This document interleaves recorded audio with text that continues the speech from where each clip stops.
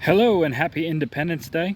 As many of you know, I'm a huge fan of history, and every 4th of July, I enjoy reading through the Declaration of Independence and just reminding myself of the beginning of this country's foundation. So I figured this time I would put it to video and share it with other people. So here we go. In Congress, July 4th, 1776, the unanimous declaration of the 13 United States of America. When in the course of human events it becomes necessary for one people to dissolve the political bands which have connected them with another, and to assume among the powers of the earth the separate and equal station to which the laws of nature and of nature's God entitle them, a decent respect to the opinions of mankind requires that they should declare the causes which impel them to the separation. This part is basically really important because it's basically saying that we are going to be splitting ties with Great Britain, the colonies are, and it is our duty to explain why.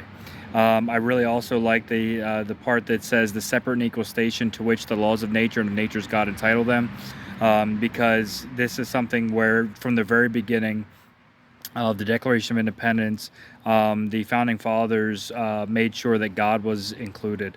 The laws of nature are the laws that God has instituted into nature. Things like the law of gravity, for example, they're laws that are instituted inside creation. And the law of nature's God are the laws that God has physically created, for example, like the Ten Commandments. So the laws of nature and of nature's God, right from the very beginning, right in the opening sentence of the Declaration of Independence acknowledges that God is going to be at the forefront of all of this. It goes on to say, we hold these truths to be self-evident. Obviously, this just means, well, that the truths are obvious, that all men are created equal, and that they are endowed by their Creator with certain unalienable rights. This is a critical part. Unalienable rights are rights that were instituted and given to us by God, not by government. They are rights that were given to humanity, that were given to the citizens of the United States, for example, in this case, by God, not by government. So, with certain unalienable rights, that among these, meaning that there's more than just the ones that we're about to list, among these are life, liberty, and the pursuit of happiness. To secure these rights, governments are instituted among men, deriving their just powers from the consent of the governed. In other words, the entire point of a government is to protect those unalienable rights, not to make rights, not to take rights away, but to protect the inalienable rights of life, liberty, and the pursuit of happiness, among others. That is the point of them, and that the government derives its powers from the consent of the governed. In other words, they derive their powers, they get their powers. The government gets its power through the consent of the people that it says that they will are okay with them governing, from the consent of the governed. That whenever any form of government becomes destructive to these ends, it is the right of the people to alter or abolish it, and to institute a new government, laying its foundation on such principles and organizing its powers in such a form as to them shall seem most likely to affect their safety and happiness. In other words, it is the right of the people whenever these inalienable rights have not been secured, whenever these governments have failed to do their job in securing them. It is the right of the people to either alter or to abolish the government that exists, and to institute a new one, laying its foundation, the inalienable rights that God has given to humanity. It goes on and says, prudence indeed will dictate that governments long established should not be changed for light and transient causes. This is something that's so critical right now. We have a lot of people on both the right and the left that are trying to change the government for light and transient causes. In other words, they're trying to change monumentous things like the Second Amendment or the First Amendment or the Fifth Amendment or the Fourth Amendment. There's a lot of them. But if they're trying to change all these things for a fad that is going on right now. Literally something that is seemingly important at the moment. They're trying to change the entirety of what God has instituted. So again, it says prudence indeed will dictate that governments long established should not be changed for light and transient causes, and accordingly, all experience has shown that mankind are more disposed to suffer while evils are sufferable than to right themselves by abolishing the forms which they are accustomed. But when a long train of abuses and usurpations, pursuing invariably the same object, evinces a design to reduce them under absolute despotism, it is their right, it is their duty to throw off such government and to provide new guards for their future security. In other words, he's saying, sorry if I move the camera, he's saying that they're saying at this point that, look, we should not be altering governments for these simple things, but when a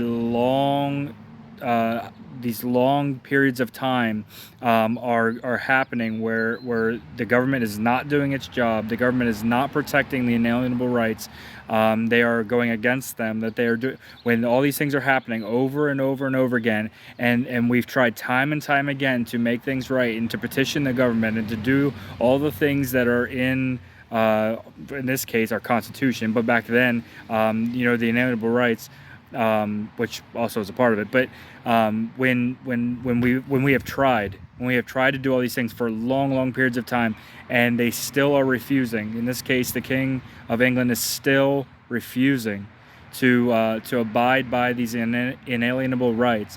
Then it is their duty to throw off such government.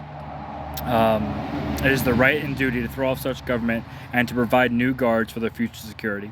Such has been the patient sufferance of these colonies. I haven't gotten used to reading Old English. Sufferance of these colonies, and such is now the necessity which constrains them to alter their former systems of government. The history of the present King of Great Britain is a history of repeated injuries and usurpations, all having in direct object the establishment of an absolute tyranny over these states. To prove this, let facts be submitted to a candid world. In other words, they're saying, look, over the history, several years, the King of Great Britain is historically repeatedly injured and usurped these inalienable rights, and he's let it not work. He's not protected what he should be protecting. And they're saying, look, it's become tyrannical, it's become despotic, and it's time to let facts be made to the entire world as to why we are separating. The next section of the Declaration of Independence is 27 grievances that the colonies had against the king. And they go through, and as you go through these, please remember that the whole point here is that the king is not defending, not upholding the inalienable rights, the God-given rights of the colonists. And they're saying that this is evidence, these are the evidences of him not upholding the inalienable rights. So as you go through this, know that each one of these has an inalienable right inside of it. The first, he has refused his assent to laws, the most wholesome and necessary for the public good. In other words, he isn't even agreeing to laws that the different colonies have made and passed. One of the famous ones is that many of the American colonies actually banned slavery before the United States was even made. And they said no slavery will happen here. And they wrote out a law and sent it to the King of England and said, we have a law in our colony to not have slavery.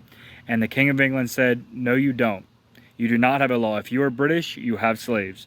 And he basically vetoed that law. So as an example for that, he has refused his assent to laws, the most wholesome and necessary for the public good. Second, he has forbidden his governors to pass laws of immediate and pressing importance unless suspended in their operation till his assent could be obtained. And when so suspended, he has utterly neglected to attend to them. In other words, again, he has not assented to laws. Next, he has refused to pass other laws for the accommodation of large districts of people unless those people would relinquish the right to representation in the legislature, a right inestimable to them and formidable to tyrants only. In other words, he's trying to pass laws unless people are giving up their right to representation.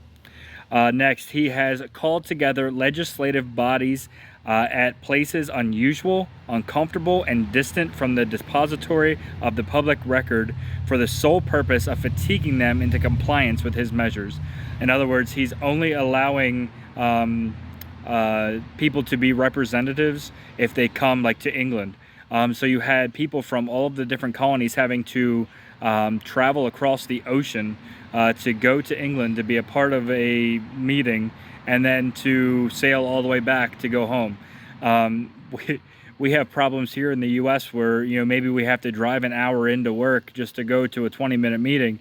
Imagine what they're doing, having to sail for months across the Atlantic Ocean just to go to a 20-minute meeting, and then to turn around and come back. So yeah.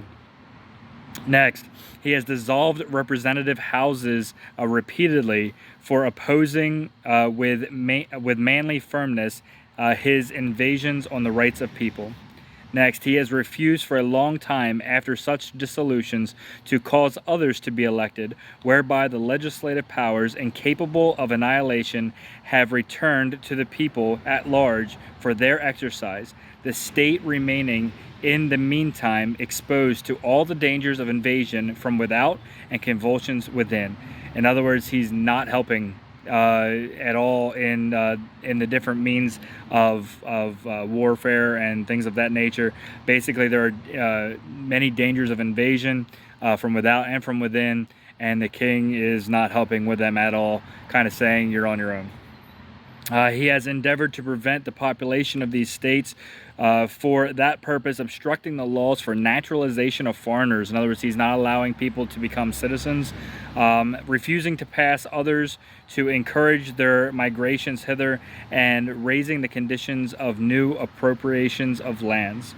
Next, he has obstructed the administration of justice by refusing his assent to laws for establishing judiciary powers. Again, he's not assenting to laws, but this time he is obstructing the administration of justice as well. He has made judges dependent on his will alone for the tenure of their offices and the amount and payment of their salaries.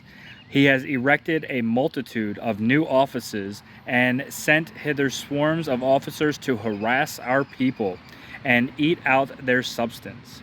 He has kept among us in times of peace standing armies without the consent of our legislators. In other words, they had massive amounts of British troops just randomly in cities, particularly in Boston, without the consent of the legislature, the different legislators of the colonies. He has affected to render the military independent of and superior to the civil power. He has combined with others to subject us to a jurisdiction foreign to our Constitution and unacknowledged by our laws, giving his assent to their acts of pretended legislation. For quartering large bodies of armed troops among us. Again, he's making the troops stay there. And actually back then, if the troops said, hey, get out of your house, we're going to stay here, you had to leave and allow them to stay in your house. For protecting them by a mock trial. In other words, protecting those soldiers by a mock trial from punishment for any murders which they should commit on the inhabitants of these states. For cutting off our trade with all parts of the world, for imposing taxes on us without our consent, for depriving us in many cases of the benefits of trial by jury, for transporting us beyond the seas to be tried for pretended offenses. Imagine that, if you had to be arrested and sailed across the ocean just to have your trial in England. For abolishing the free system of English laws in a neighboring province, establishing therein an arbitrary government and enlarging its boundaries so as to render it at once an example and fit instrument for introducing the same absolute rule unto these colonies. for taking away our charters, abolishing our most valuable laws, and altering fundamentally the forms of our government, for suspending our own legislatures and declaring themselves invested with power to legislate for us in all cases whatsoever. In other words, they were saying, look, those legislative bodies that you have in each colony, they don't count. The ones that we have count. He has abdicated government here by directing us out of his protection and waging war against us. He has plundered our seas, ravaged our coasts, burnt our towns, and destroyed the lives of our people. He is at this time transporting large armies of foreign mercenaries to complete the works of death, desolation, and tyranny already begun with circumstances of cruelty and perfidy scarcely paralleled in the most barbarous ages, and totally unworthy the head of a civilized nation. Wow, that was a long one. He has constrained our fellow citizens, taking captive on the high seas, to bear arms against their country, to become the executioners of their friends and brethren, or to fall themselves by their hands. In other words, the British would have ships that would they would board other ships and force everybody on that ship to become British sailors, and then they would turn them against other American ships and make people that were American colonies literally fight to impress other American citizens or American colonists, or else they would be in trouble themselves. And the last one, he has excited domestic insurrections among us, and has endeavored to bring on the inhabitants of our frontiers the merciless Indian savages, whose known rule of warfare is an undistinguished destruction of all ages, sexes, and conditions.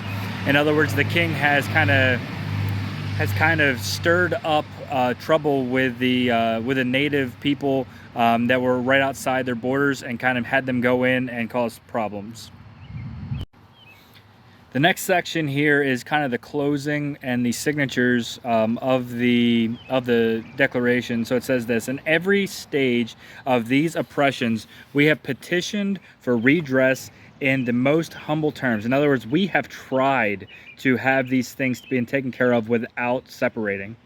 Our repeated petitions have been answered only by repeated injury. There was one such occasion when a petition came before the king, and the Americans found out that the king basically ripped it up and threw it in the fireplace without even trying to read it. A prince whose charter is thus marked by every act which may define a tyrant is unfit to be the ruler of a free people. I love that line. It's basically, he's saying that, look, this king, this prince, who is in every way a tyrant, is unfit to rule a free people. Nor have we been wanting in attentions to our British brethren. We have warned them from time to time of attempts by their legislator to extend an unwarrantable jurisdiction over us. We have reminded them of the circumstances of our emigration and settlement here. We have appealed to their native justice and magnanimity. I can't even say these words. And we have conjured them by the ties of our common kindred to disavow these usurpations, which would inevitably interrupt the connections and correspondence. They too have been deaf to the voice of justice and of consanguinity. We must therefore acquiesce to in the necessity which denounces our separation, and hold them as we hold the rest of mankind, enemies in war, in peace friends. We therefore, the representatives of the United States of America in General Congress assembled, appealing to the Supreme Judge of the world for the rectitude of our intentions, do in the name and by authority of the good people of these colonies, solemnly publish and declare that these united colonies are, and of right ought to be, free and independent states, and they are absolved from all allegiance to the British Crown, and that all political connection between them and the state of Great Britain is and ought to be totally dissolved, that as a free and independent state, they have the power to levy war, conclude peace, contract alliances, establish commerce, and to do all other acts and things which independent states may of right do. And for the support of this declaration, with a firm reliance on the protection of divine providence, we mutually pledge to each other our lives, our fortunes, and our sacred honor. That last line is one of the most powerful lines in this whole thing. Basically, they knew that as they signed, as everyone who signed onto this knew, that they were literally committing treason, and that if the British found them, they would be executed for being, for signing the Declaration. And they said, in this last line on the Declaration says, for the support of this Declaration, and with a firm reliance on protection of divine providence. In other words, with a firm reliance on the protection of God, we pledge to each other. We pledge to each other who have signed this, our lives, our fortunes, and our sacred honor. And many of them, almost all of them, in some way, shape, or form, lost one of those three things. Many of them lost their lives. Many of them lost their families. Many of them lost their businesses. Many of them lost a lot. It was so humbling for them to stand up to such a big power as Great Britain and say, look, what you're doing is wrong, and we have tried to make it right. And because you have not agreed that what you're doing is wrong, it is our duty, it is our responsibility to separate and to institute a new government on the form of the inalienable rights that God has given to us, that among those are life, liberty, and the pursuit of happiness. I hope you enjoyed listening to the Declaration of Independence. I also want to give you an awesome thing to be able to do, and that is to go through the different signers and just read a little bit about each one of them. There's actually many books that were written even back then about the lives of the signers. It is a great thing to look at, as most people in the U.S. only know a handful of them. There are so many that people do not know. Just as an example, I'm literally looking at the ones from Georgia. Button Gwinnett is from Georgia, Lyman Hall, and George Walton. How many of you can say that you know any of those three? I know I can't. So, I mean, just in that alone, it would be amazing to just look up the different people that pledged their lives, fortunes, and sacred honor for the right that we have to be independent and to have inalienable rights that God has given to us, that we are to uphold through our lives, and to pass them on to our children and our grandchildren. So thanks so much, and I will talk to you next time. Bye.